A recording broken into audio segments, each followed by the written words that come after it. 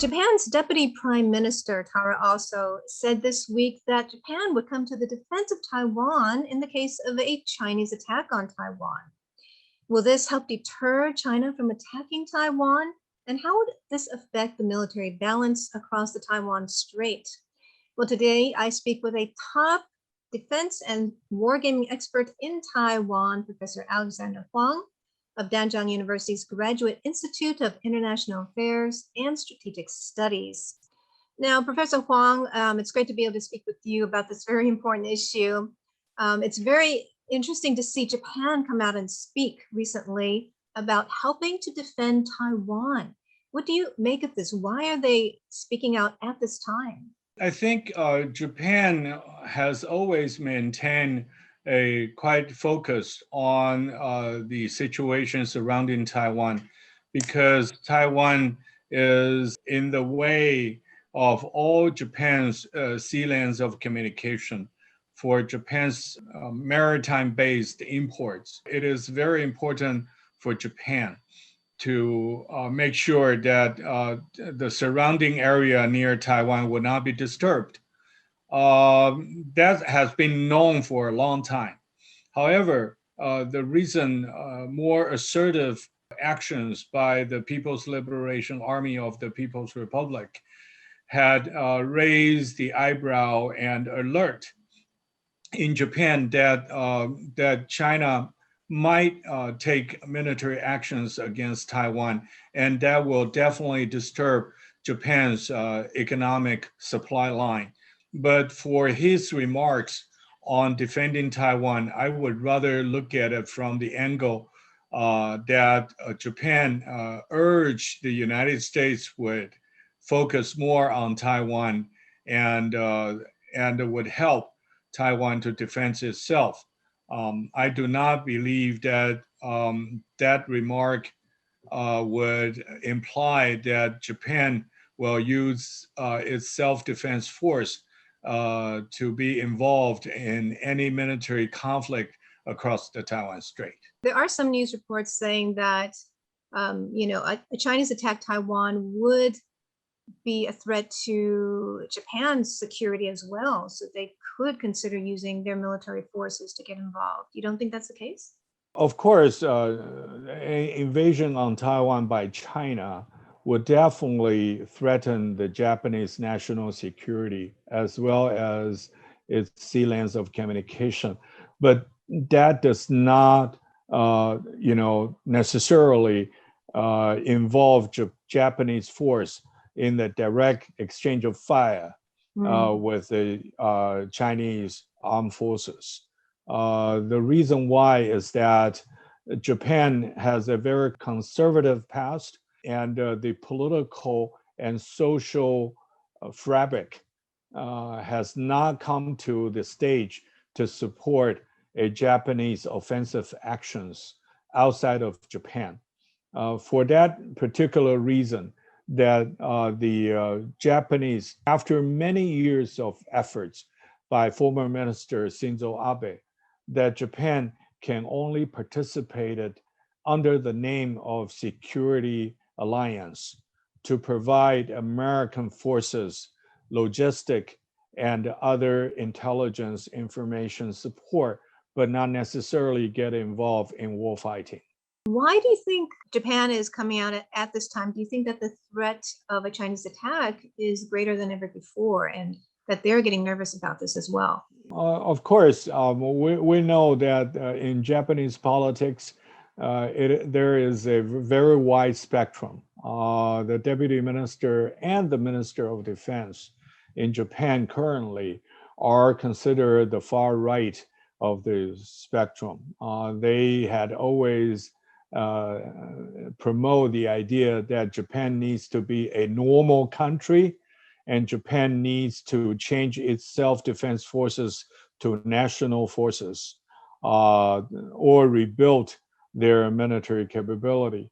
But that kind of voice does not represent that the entire Japanese Diet or Congress would support such kind of idea.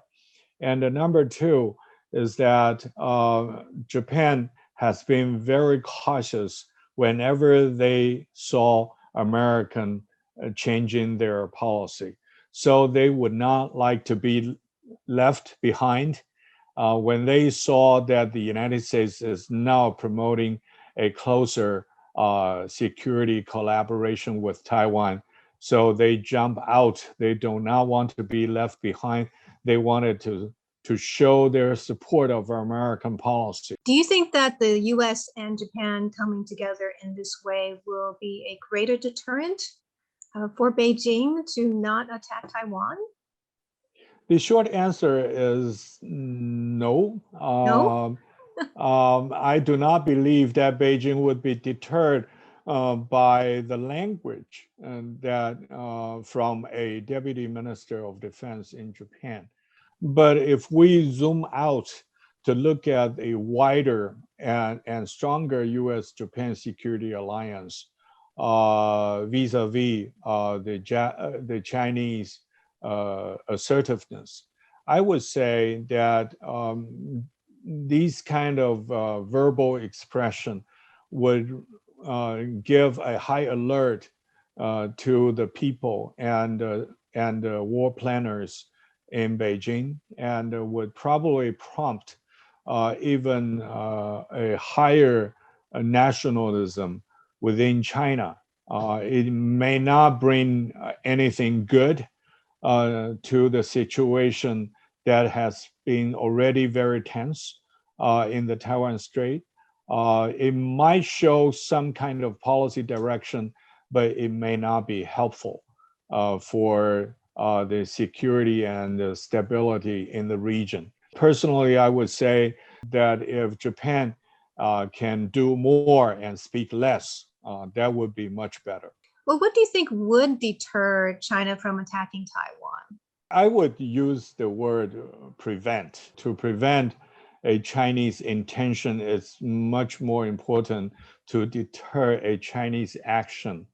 To deter Chinese action is based on Taiwan's own ability to defend itself. It's based on the U.S.-Taiwan security cooperation.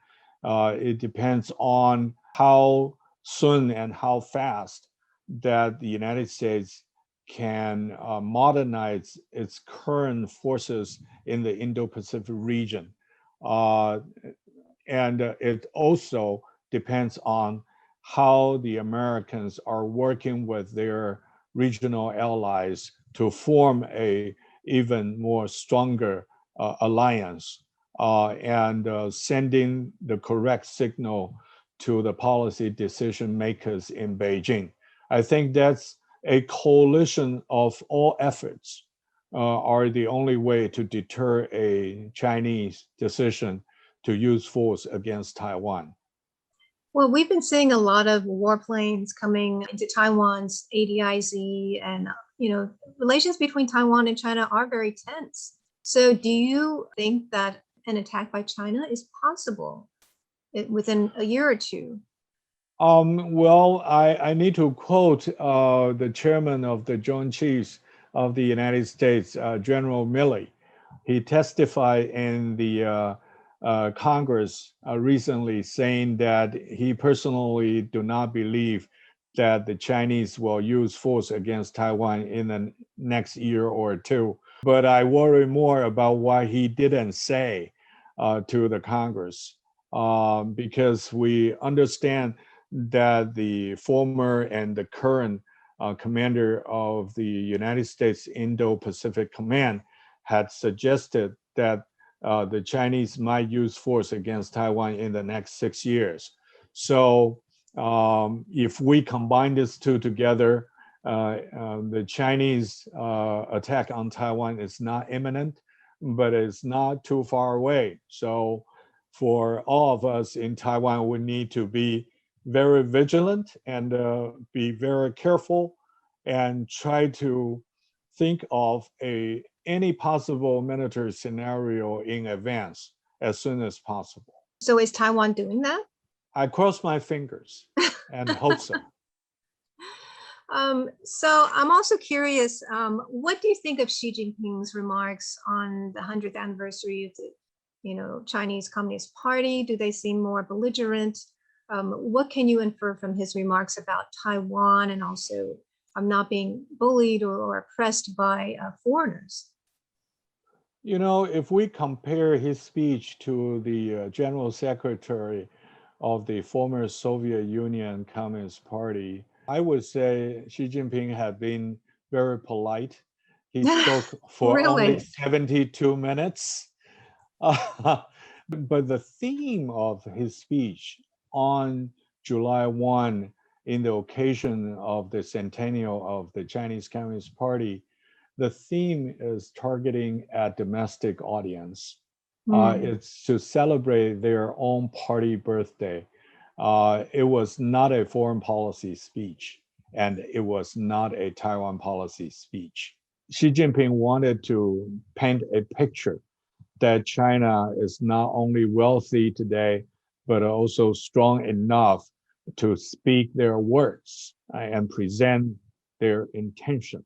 I would say that the democracies around Indo-Pacific region should look at his speech seriously, but not terribly worried about that kind of remarks. I do not believe that China wanted to show its teeth at this moment. We need to remember that there will be a Winter Olympics in February next year, and Xi Jinping will try to get reselected in the 20th Party's Congress in the fall next year. So China has many things at stake, and their plate is pretty much full as well. So I do not believe that Xi Jinping in any way in the July 1 speech tried to hint that that China is ready to fight a war against any foreign power. And he sent out the warning message, of course, to the outside audience, but primarily his goal was to prompt the confidence and the nationalism within the Chinese territory. Well, we also see that the United States is actually trying to gather the Group of Seven and a lot of its allies, including Japan, to express concern about the Taiwan Strait. So do you think the US is getting the support it needs to prevent China from attacking Taiwan? I would say that in the early stage, all friends and allies of the United States wanted to give Joe Biden a kind of honeymoon or a kind of respect, especially after experiencing a 4 year of Trump shock. Right. So all the America or President Biden was able to promote their agenda and ask their language be put into almost every joint declaration or press statement based on the American proposed agenda. But that I consider that as phase one. And there will be phase two. The phase two is that European allies and also friends in the Asia Pacific, after the first 6 months of Joe Biden, will sit back and think about their own national security and national interest. We have already witnessed that German Chancellor Angela Merkel and the French President had already had a video summit with President Xi Jinping of China. And Beijing is ready for a full round around the world of party leadership conference. I think European Union wanted to have their own independent foreign policy. And I believe that Japan, Korea, the Philippines, and all the countries in Southeast Asia, they all have their own national interests. They will, after the first 6 months of Joe Biden, I think the United States will now come back to each one of the country and talk about serious business. And by then, there will be a true test of the coalition of democracies that administered or promoted by President Joe Biden. You know, we here in Taiwan definitely know the threat of a Chinese attack. It would change Taiwan's fate, right, as a democracy. But what about the region and the world if China took over Taiwan, like it is with Hong Kong? How would that affect the region? How would that affect people, Europe, you know, the rest of the world order? Well, yeah, if Taiwan falls into the Chinese hand, that means that there will be no longer the first island chain, because Taiwan is situated in the center point of the island chain. Should China get Taiwan, then China can put their ballistic missiles, their nuclear submarines, and their new aircraft carriers in the naval bases in Taiwan, and threaten not only the sea lanes of communications to Northeast Asia, but also the security situation in the entire Western Pacific. So if Taiwan get lost into the Chinese hand, that will be a big security challenge for the United States and all the democratic institutions in the Indo-Pacific region. So they have good reason to defend Taiwan. They have a good reason to help Taiwan to defend itself.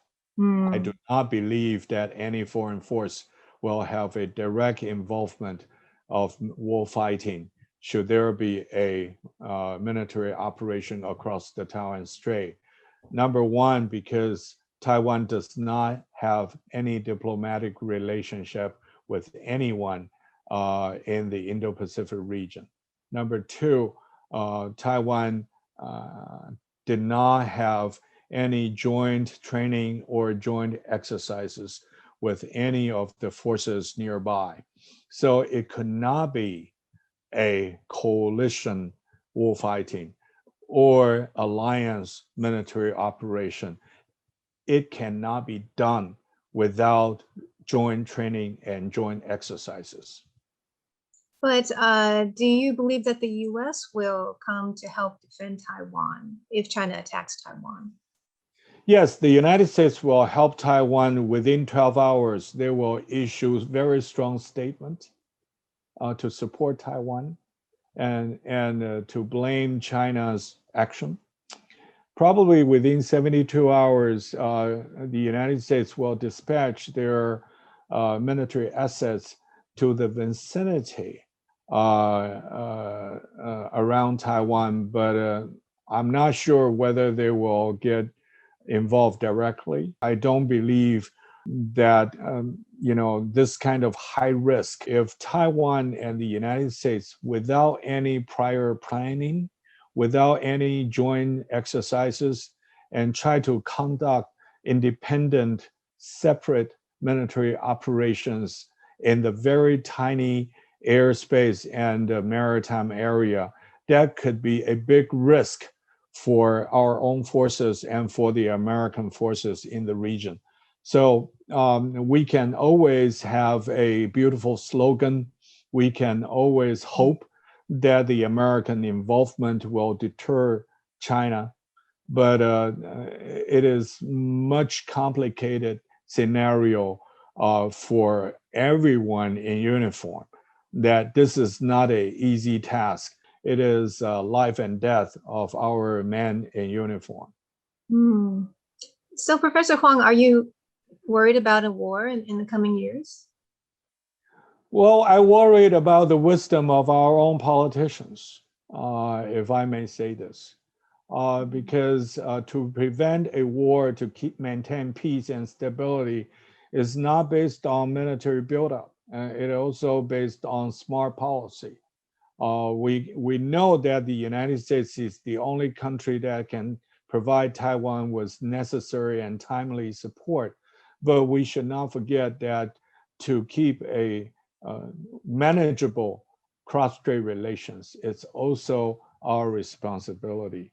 At least there is a 50% responsibility on our shoulder that we need to be very vigilant and be very mindful about this responsibility. Mm. Well, Professor, thank you so much for your time. It's been insightful speaking with you about the situation across the Taiwan Strait with US and Japan and China. Well, thank you very much. I hope I would not be too honest to respond to your inquiry. We always appreciate your honest thoughts, Professor. Okay, Thank you.